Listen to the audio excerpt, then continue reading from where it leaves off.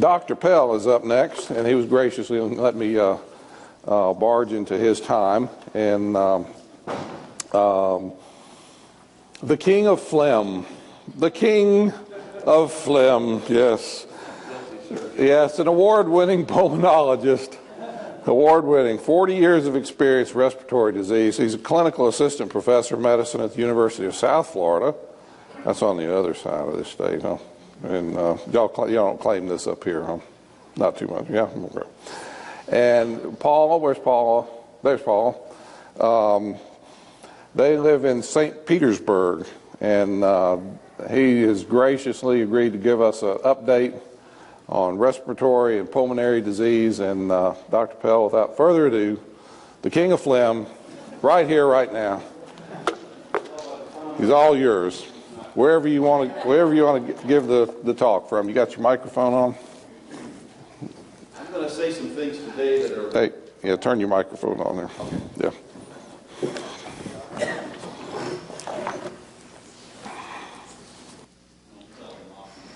That's okay. Okay. We're going to hear some things today that are sort of updates. The whole comment on statins is absolutely an off-label use that has not been approved by the FDA or anybody else. And you know, we keep wondering why we think that government agencies need to think for us, but I think we all think pretty well for ourselves. These are a series of articles that allowed the conclusions that I'm about to present to come about, and so we're going to get on with it here. We know that of all the chronic diseases that we've been hearing about, the one that is progressive and thus far has not found anything to stop the declination of the lung is COPD. Actually, we found some things, and I'm going to tell you about some new things that have come up recently, and they're sort of hidden around in little cracks in the literature. Basically, the COPD moved up to the third leading cause of death in the United States. There were now 141,000 cases, with the number of women catching up to men. The male mortality is down while the female mortality is unchanged. And the tragedy here is that 3/4 of the people with COPD are not the Netter diagram we saw with the breathless guy in the strap t-shirt sitting with his elbows on his knees. They are people of working age attempting to work with a bad disease. And so our index of suspicion has got to be down to the working number of smokers, because most of the cases, 3/4, are between 40 and 65. We're seeing a lot earlier onset. We do know that in teenage years, if you drink, you smoke, you do whatever you do, between the ages of 12 and 20, it has a much more devastating impact on consequence than we ever have been told about. That adolescent stage where you're making mitoses and growing taller and new things are forming, that's a very vulnerable time, and that's why the underage drinking and smoking and all the stuff are a great concern for our future, because of that weakness, that the Achilles heel of age between the ages of 12 and 18. So we think there's 24 million in the United States, and more women are dying annually. Now, this is a R.P. Young out of New Zealand from the European Review of Respiratory Medicine. This is a complex slide, and it's a little tough to see, but basically what he's saying is that when people start to smoke, right here in the airway lumen, we've got on the left-hand side, we have an inflammatory process that starts, and actually I've got a graphic of this. When cigarette smoke gets inhaled, this sets up an inflammatory process in the bronchial lumen. That's basically the airway. And IL-8, interleukin 8, sort of gets sent off into the circulation. And the white cell, the poly, which is the destructive cell in COPD, there's a sequestration of them. So we got macrophages, polys, and IL-8. When these things get together, the polys put out a compound that releases elastase, which starts destroying the lung. And it doesn't happen to everybody, but elastin is destroyed, tissue protective proteases are destroyed, and we get into this real mess that we're dealing with right now. so that CD8 and T lymphocytes migrate into the lung. You got an oxidative destructive load that goes back into the vascular endothelium. That means into the vessels. So that we're trying to correlate why we see so much heart disease, strokes, COPD, and lung cancer, all as a consequence. R.P. Young, in any article that you read, has pretty much got the inflammatory pathways as figured out as we currently have. So when this happens, we get these circulating cytokines that take off, and the vascular damage occurs, and endothelial dysfunction occurs. And so it's not a surprise. In fact, later on in this talk, I'm going to show you an article that said statins didn't do much good, and I want you to see how they selected the people that they chose in this process. We would be happy if they only had COPD. But as a surgeon, you guys know that when you try to operate on somebody with COPD and lung cancer, they also have bad vascular disease and a lot of other consequences that can get us into major operative trouble when we're trying to intervene on behalf of the patient. So nicotine releases fibronectin, and that causes an increase in focal airway fibrosis and collagen release. And apoptosis is interfered with. And apoptosis is a situation where the body makes certain cells and it sort of has a time-release self-destruction. If apoptosis does not occur, those cells pick up in bigger volumes, namely chronic inflammation, and local destruction occurs. So instead of the cell being destroyed, the place that they're residing in gets destroyed, and that's bad news if you happen to be a lung or a vessel. So that cellular apoptosis, which was not around when I went to medical school, when I first read it in 1986, which is about the time it came out, I had to figure out what it was, but my beautiful wife, Dr. Paula, who's a bit younger than me and way smarter, she picks up my deficits, and all this information. It's nice to hang out with a doctor when you need one. Anyway, so all this process then, it causes a whole series of systemic inflammation. And we're beginning to think, when we combine these diseases, of a process in which it's like taking a set of sawhorses and putting a board across the sawhorses. And one by one, we add cement blocks. And finally, when we get to the breaking spot, the last one goes on, the board breaks, and you ask the guy standing there, what happened? I said, well, the last one did it. And the answer is no, they all did it. They all did it. And you won't read any of this in the literature because we're either cardiologists or pulmonologists or immunologists or whatever we are, but we're beginning to see how these cross-referencings occur based on chronic inflammation. And so this reactive oxidative species, when it gets into the circulation, what do we see in the chronic lunger? We see anemia. We see brittle bones. We see muscle wasting. We see a guy that is so short of breath from just the mechanics of not being able to do the work that they have a very vivid picture in all of our minds, and we're taking care of these guys.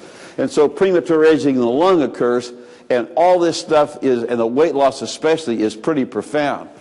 So let's look at COPD and lung cancer. We know that 60 to 90% of the lung cancers develop in patients without COPD. There is a distressing group of people, mainly women, who get adenocarcinoma without any known risk factors, okay? And that's bad news because it now is about 1/3 of the case of women with lung cancer. That's something we do not understand. I didn't see it when I was growing up, and when I was in training, we never saw it, but we're seeing it more often now. And Dana Reeves, Superman's wife, an innocent lady who was a jock, essentially, a trainer, died of lung cancer, just as lethal as if she had been a smoker. So we don't know about that. That's an unanswered question. But we know that in people who smoke, there's going to be some chronic inflammatory pathways because chronic inflammation is the thing that ties it all together. And increased levels of guanine triphosphate, growth factor, epithelial mesenchymal transition, all these things lead to DNA changes and to cancer. And so we know that when you look at smokers, and that 20 to 30% is low. It's probably about 40% of the people who smoke develop lung cancer. Develop COPD. We do not understand why some people get it and some people don't. But certainly if there's a family history of smoking, which there usually is in somebody who picks it up after that, and they have a COPD person in their family, they're probably going to be at risk. We do not have a genetic profile to identify whom he or she is. But we do know that the genetics, the transfers, certainly are it. But after 40-pack years, what do we see? We see the amount of air you blow out in 1 second, the FEV1 a ratio of the vital capacity is going to drop down to 70%. And will progressively decline. Once COPD occurs, it is a progressive illness. And that's a very bothersome thing, because so far, as I've said, no approved drug on the market has been allowed to be used to stop the progression. So there's an increased incidence compared to smokers with normal PFTs. And this is one of the most scary healthcare bad news markers there is. When you see an FEV1 declining, the chances of somebody doing well for the next 10 years is not good. Okay, we've missed that as a healthcare screening.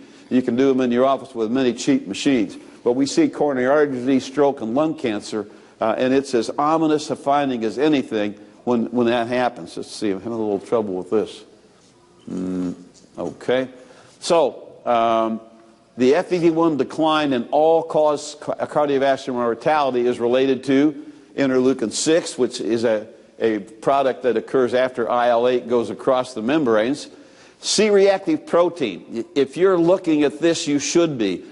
We know that in people that have high C-reactive proteins, these are the guys that get more vascular consequences. These are the guys who do not respond to pulmonary rehab. These are the guys who have all sorts of issues with more rapid decline in their pulmonary function than the average person. Increased levels of tumor necrotic factor are not easy to measure in most hospitals, but C-reactive protein is. But once these FEV1 gets below 80% of predicted and the ratio below 70, this disease is progressive, and no current approved treatment changes that course. So now we're looking on how do we suppress infection, inflammation. And so we know that from Ben Burroughs out of Phoenix's 1969 February New England Journal article, where he showed that in you and I, we lose about 18 cc's of our FEV1. In a relative who's got COPD, they lose 4 times that. The guy who can afford it the least loses it the most, and that's a tragedy. Exacerbations increase that loss. So why do we worry about using medicines and drugs that will prevent exacerbations? Because it hastens the aging of the lung. Why? Chronic inflammation. It's another stimulus to light the fire. And so progression is thus far not preventable. So, lung function declined in the effects of statins. We've got a bunch of articles. And this is a neat guy. Axelif took 800 old guys at the VA without COPD.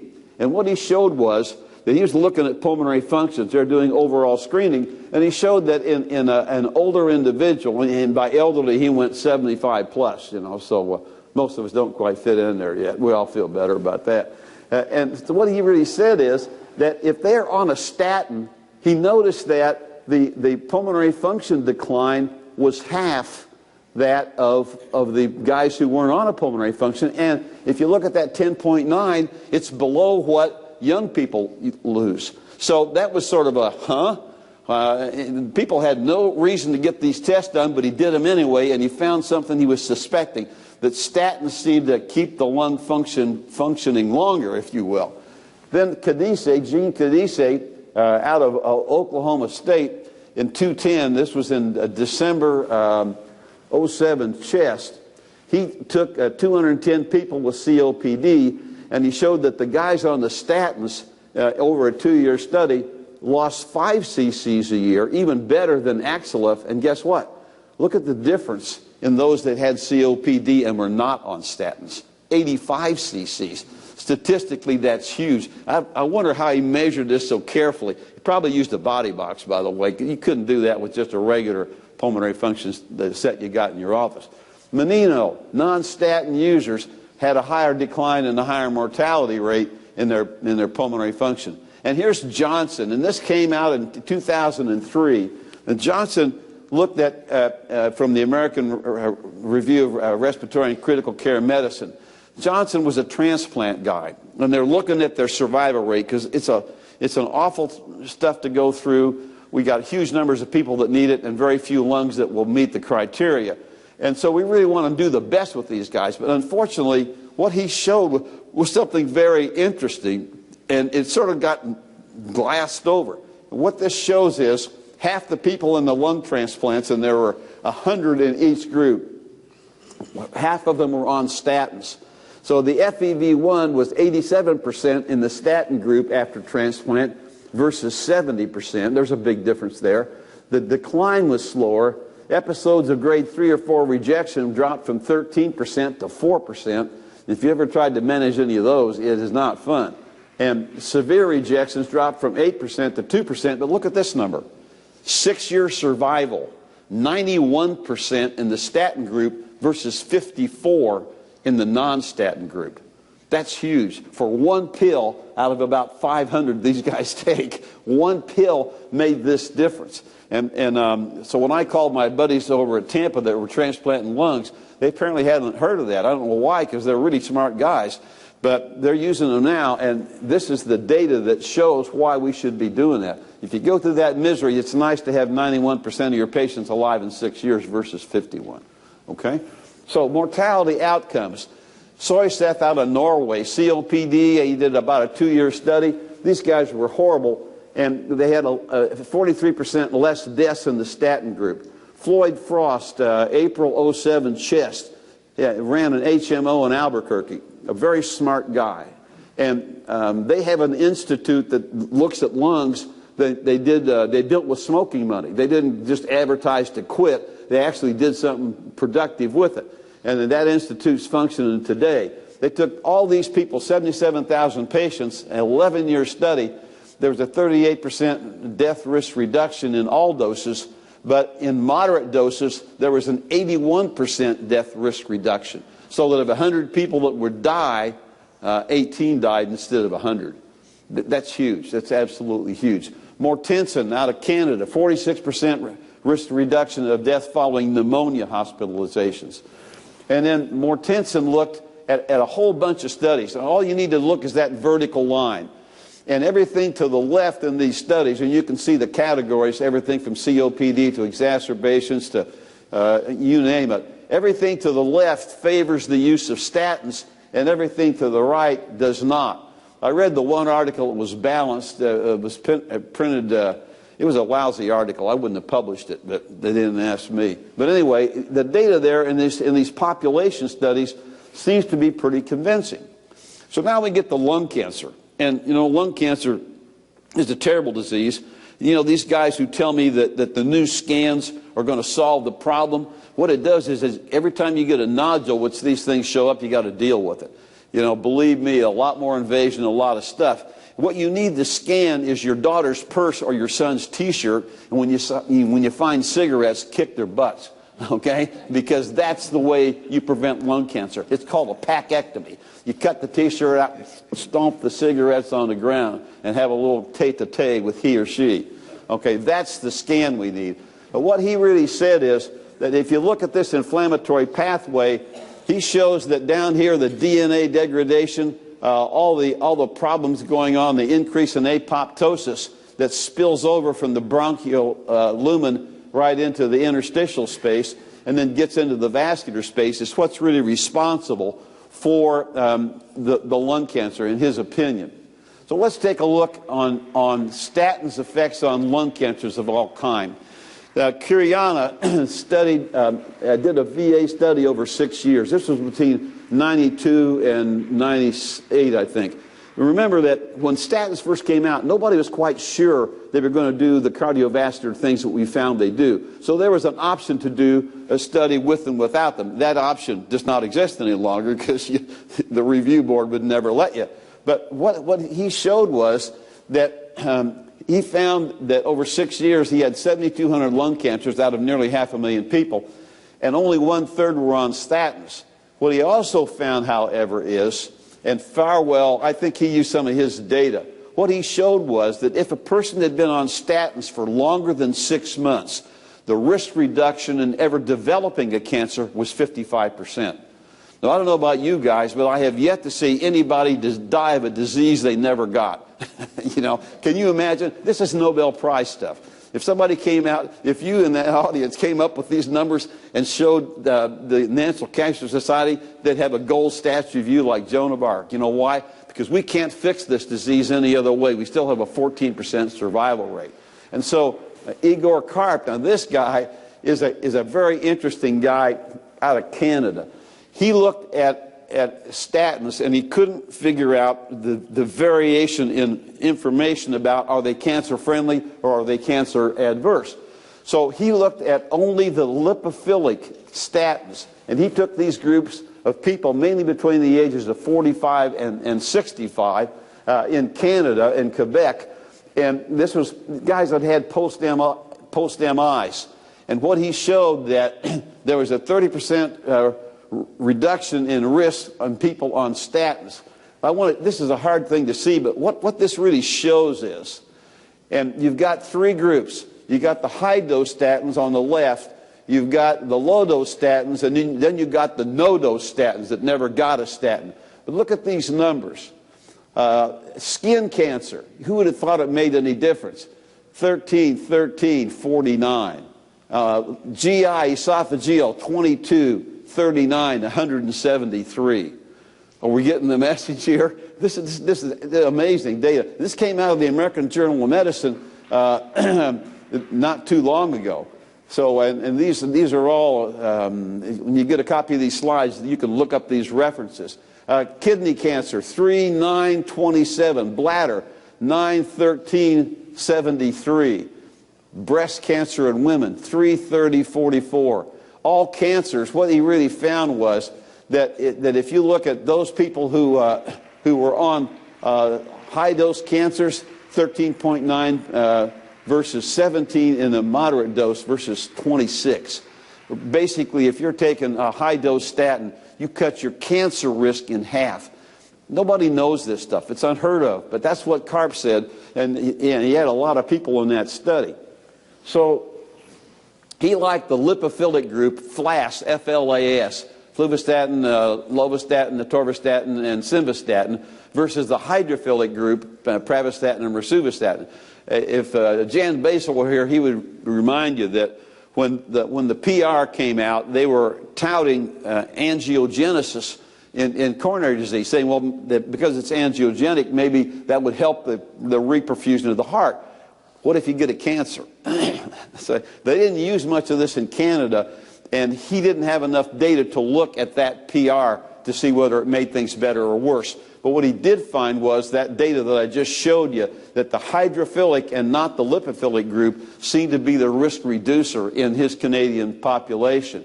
And so what it really shows, and death from all three of these groups was 13 in the high dose, 17 in the low dose, and 26 in the control. And that's 100 patient years, which I still don't quite know what that is. Okay, so recently, however, we got some controversy. This is a SAIL study, and this is for acute lung injury. And they showed that they had people with sepsis. Now, in ARDS, the amount of inflammatory radicals being released is infinitesimal. I wouldn't even have done this study because I can tell you what's going to show is not going to be any benefit. Why? Because that's like saying I've got a shotgun shell with 400 pellets, and what I've done is I've got a drug that takes out 40 of those, but the other 150 are going to blow you away. And that's exactly what this showed. That in this summary, 25% of the placebo died versus 28 on rosuvastatin. And the treated group had a little bit longer time, actually a little shorter time before renal failure and lung failure. But really, it didn't really make any difference. And that's because nobody would have expected it to. One of the troubles with ARDS, and if any of you guys have had to wrestle with this, like I know Tom back there from Kentucky and I wrestled with it, time to treat's an issue. The quicker you whack it, the better off you're going to be. The precipitating cause is an issue. patients are still waiting for we're looking for Sir Galahad to come and rescue us. We haven't found a knight on the white horse yet. But the average overall national mortality is around 35% still. So we don't have an answer for that. So let's look at this study now. This was the one looking at simvastatin. And what they did was they took people with an FEV1 of less than 80%, which starts us on the pathway, and they had a ratio that was compatible with COPD. They'd smoked at least 10-pack years, and it's okay to use steroids, antibiotics, anything that they wanted to, but they excluded diabetes, coronary artery disease, and hyperlipidemia or prior statin use. And what do we know about diabetes, coronary artery disease, and hyperlipidemia? Chronic inflammation. So they took off 3 blocks on the board between the 2 sawhorses, okay? Interesting study. Let's see what they showed is now. Let's take a look here. Hang on, I'm still not. There we go. And what they showed was that it really didn't make much difference. They were mainly looking at exacerbations, and the active treatment group really didn't do much. Now, what happened in this study, there was a caveat from the Pure Food and Drug people saying 30 of these guys are on drugs that may be interfered with by statins, you got to quit it. It took them a huge amount of time to find anybody that didn't have hypertension, hyperlipidemia, or diabetes in that group, or coronary artery disease. In fact, they nearly screwed up the study. So 30 of the people, they only studied for a year instead of 3 years. The point being, it's unrealistic. What do we think is going to happen? We know that the whole gestalt of inflammation is killing us from this process. And so it doesn't, no benefit in the active treatment group for exacerbations or FEV1 decline. But they never looked at highly sensitive C-reactive protein. Gee, if you're an editor, wouldn't you want to know how much inflammation there was to begin with? I would certainly want to know that. Those are the guys at risk. Published articles didn't even mention it, and the concerns were the ones that were excluded, and they had to drop out, and they were having a terrible time replacing them. So it was an interesting thing. So I kind of like that. Now, we got a rodeo study, and this was the chest physicians, and what they looked here now, they did look at COPD. The highly sensitive C-reactive protein was 1.7. They did a 12-week study, and in this group, it dropped from an average of 1.4 to 1.2. So they really had a pretty good drop in just that short a study. The placebo group, it went up from 1.8 to 2.2 for whatever reason, okay? And then the IL-6 was stable in this group. But anyway, the placebo group, it increased to 3.3 and 4.4. So we know that even in short-term use, there's evidence that one of the villains we're looking for that's stabbing our people is the highly sensitive C-reactive protein, and there's evidence in a short-term study it gets better pretty quickly. And the statins do that. Whenever you read articles to the NA, you got to look at how they're put together.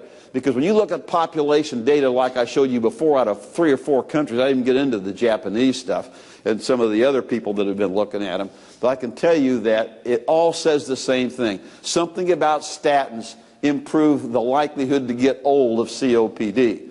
And so that's it. So in conclusion, the role of inflammation definitely is being looked at, and we've heard it here, in many disease states. The statins' effects on COPD, exacerbations, cancer, coronary artery disease, and strokes were all shown there, and we're still trying to figure out what we can do to further suppress that inflammation. And this is from my late, great boss, John Hickam. He was a nice guy from Harvard. He would spend his time with dummies like me trying to educate me. And he was the smartest man in the world by testing, believe me. And what he would used to say to me, Pell, and my wife wrote this slide, he really didn't say, gosh darn it, you know. He might amount to something if I can get you to think. So all the purpose of this discussion is to get you to think. Because we just don't, we know about these, but we don't say, how do I make this work? And if I were still practicing medicine, which I'm not any longer because I got too old to do critical care, I would certainly look at any excuse to put these guys on a statin and to improve the outcomes, because the population data is pretty flaming there. And we're going to see down the road what that's made of. But remember, it's an absolute off-label use, and I'm guilty of doing that, but I'll tell you what, I'd be guilty of doing it anyway, because I've visited the FDA, I've testified there, and I don't even want to get into it. It's amazing how bad it was. Questions now? Yes? The improvement in cancer survival and so forth was true across all three cell types, I take it. Adeno, yes, squamous. that's what this thing showed. That article escaped most people's observations. But it was a Canadian article out of Quebec, and Karp was the author, Igor Karp. Okay, thank you. Yeah. So take it for what it's worth. And you remember, these people have had 40 to 50 years of doing something stupid that caused the inflammation that caused the heart attack, and yet those absence of cancer's presence, the diseases they didn't get, was pretty well clearly shown. He studied these guys for, I think it was 9 years, and they've got Canadian health records that can track them. So I thought it was pretty remarkable at the least. How about that?